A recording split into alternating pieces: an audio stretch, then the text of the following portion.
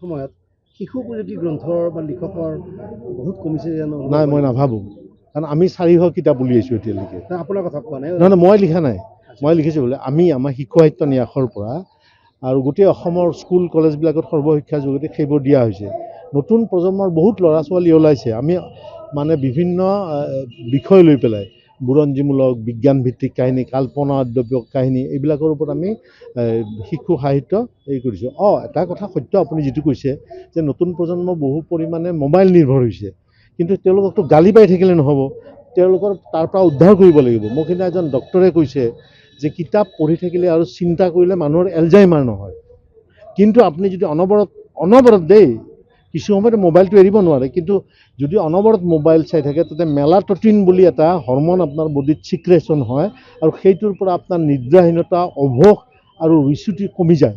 গতিকে আমি সেই দিনে নিশাই কাম কৰি আছোঁ আৰু মই ভাবোঁ যে এটা সময়ত আমাৰ নতুন প্ৰজন্মৰ পৰা ওলাই আহিব আৰু আমাৰতো শিশু সাহিত্য যথেষ্ট সমৃদ্ধটো, গতিকে তাৰ পৰা বহুত ল'ৰা ছোৱালী ওলাব আৰু আমি গ্ৰন্থমেলাবিলাকত গোটেই অসমত ঘূৰি ফুৰোঁ, বহুতে কিনে।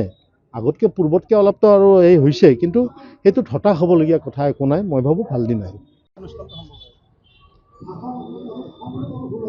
এজন অভিনেতা, এজন সাংস্কৃতিক কৰ্মী, বোলছবি পৰিচালক আৰু শেষত গৈ গৈ এজন সুলেখক হিচাপে আজি চিহ্নিত হ'ল ৰঙিয়াৰ গৌৰৱ পংকজ পল্লৱ শৰ্মা।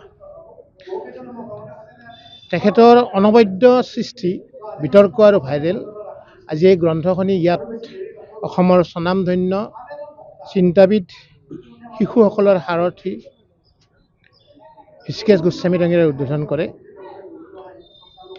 এই ৰঙিয়াবাসী লগতে ইয়াতে এই অঞ্চলৰ বৌদ্ধিক সমাজৰ বিশিষ্ট ব্যক্তিৰ উপস্থিতিত আজিৰ সভাখনে অতি গাম্ভীৰ্যপূৰ্ণ এটি পৰিৱেশ প্ৰদান কৰিছে।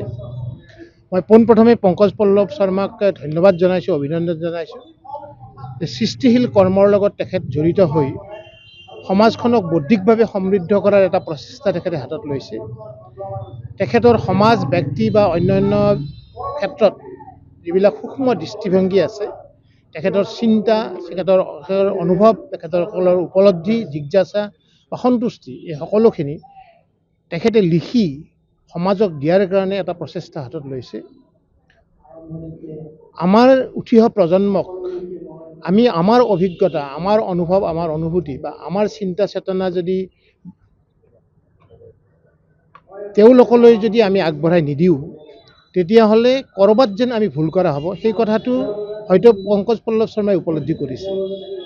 আৰু বিভিন্ন ক্ষেত্ৰতে তেখেতে লাভ কৰা উপলব্ধি, তেখেতৰ অনুভৱ বা তেখেতৰ অভিজ্ঞতাৰে তেখেতে সমাজখন সুন্দৰ কৰাৰ কাৰণে, মানুহক ৰূপান্তৰ কৰাৰ কাৰণে, মানুহক ক্ষুদ্ৰ ক্ষুদ্ৰ কথাবিলাকে উনুকিয়াই দিয়াৰ কাৰণে সূক্ষ্ম দৃষ্টিৰে বিবেচনা কৰি এই গ্ৰন্থখন সাজি কাচি উলিয়াইছে।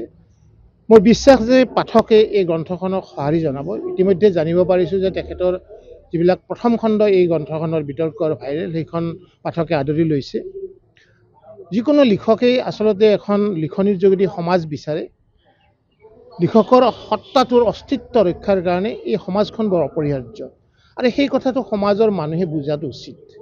মই আশা কৰিম যে তেখেতৰ এই গ্ৰন্থখন সমাজে আদৰি ল'ব আৰু ভৱিষ্যতে তেখেতে পুনৰ এনেকুৱা ধৰণৰ গ্ৰন্থ লিখাৰ কাৰণে উৎসাহিত কৰিব, প্ৰেৰণা জনাব। মই আপোনালোকক ধন্যবাদ জনাইছোঁ যে এনেকুৱা ধৰণৰ সৃষ্টিশীল কৰ্মৰ প্ৰতি আপোনালোকে সদায় সচেষ্ট হৈ থাকিব লাগে আৰু সেইবিলাক প্ৰচাৰৰ যোগেদি জনসাধাৰণৰ মাজলৈ নিব লাগে। আপোনালোকৰ কিন্তু এইটো দায়িত্ব বুলি মই গণ্য কৰোঁ। আপোনালোককো মই আহ্বান জনাইছোঁ যে এনেকুৱা ধৰণৰ কৰ্মৰ প্ৰতি বাতৰি আপোনালোকে পৰিবহণ কৰি ৰাইজৰ মাজলৈ নিয়ক। তেনেকুৱা ধৰণৰ দায়িত্ব এটা আপোনালোকে সদায় বহন কৰি থাকক। ধন্যবাদ। শৰ্মা তেওঁৰ শিল্প সাহিত্য সংস্কৃতিৰ সৈতে জড়িত বিতৰ্ক আৰু ভাইৰেল বুলি দ্বিতীয় খণ্ড তেওঁৰ কিতাপ এখন উন্মোচন কৰিছোঁ। মোৰ সৈতে কেইবাজনো বিশিষ্ট ব্যক্তি, ভৱেশ কলিতা, দীনবন্ধু ভাণ্ডাৰকাৰ, গণেশ্বৰ চহৰীয়া, অংকুৰ ডেকা, আমাৰ অঞ্জন শৰ্মা, এনেকৈ বিভিন্নজনে ইয়াত উপস্থিত আছে। গতিকে মই তেওঁৰ এই যে লিখক জীৱনলৈ স্বাগতম জনাইছোঁ, কাৰণ আমাৰ এখন সমাজ সমৃদ্ধ হয় যিখন সমাজত বৌদ্ধিক চিন্তা চৰ্চাৰ কচৰৎ হয়। বৌদ্ধিক চিন্তা চৰ্চা যদি নাথাকে তেতিয়াহ'লে মানুহবিলাক দাস বা তোষামোদ পৰিণত হয়। সেইকাৰণে আমাক এখন বুদ্ধি নিৰ্ভৰ, জ্ঞান নিৰ্ভৰ আৰু প্ৰজ্ঞা নিৰ্ভৰ সমাজ লাগে আৰু মই বিচাৰোঁ যে প্ৰত্যেক ঠাইতে এনেকৈ আমাৰ নতুন প্ৰজন্মৰ পৰা লিখক ওলাই আহক আৰু সেই লিখকবিলাকে সুস্থ বিতৰ্কক মানে স্বাগতম জনাওক। আজি মহাপুৰুষ মাধৱদেৱৰ আজি আৱিৰ্ভাৱ দিন।